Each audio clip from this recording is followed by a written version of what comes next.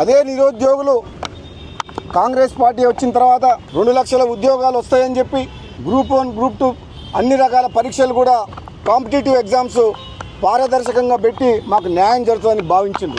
కాంగ్రెస్ ప్రభుత్వం వచ్చిన తర్వాత అనుకున్న స్థాయిలో 2 లక్షల ఉద్యోగాలు ఇవ్వకపోయినా సరే 50,000 ఉద్యోగాలు ఇచ్చింది.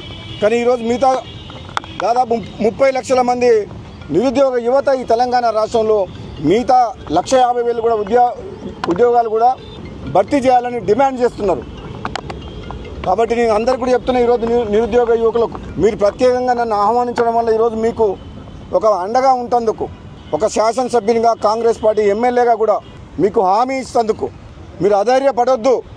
మీకోసం, మీరు కన్న కలల కోసం, మీ ఆకాంక్షల కోసం, యువత యొక్క ఆశయాల కోసం మీతో తోడుంటా, మీ వెనకాల ఉంటా, మీ ముందుంటా అని చెప్పి మీకు ఒక మాట ఇస్తందుకు, ఒక అన్నగా మీ అందరికి ఒక కుటుంబ సభ్యునిలాగా నిరుద్యోగ యువకులందరికీ కూడా ఒక అండగా నేను మాటిస్తున్నా. మీకు ఆలస్యమైన మాట వాస్తవం.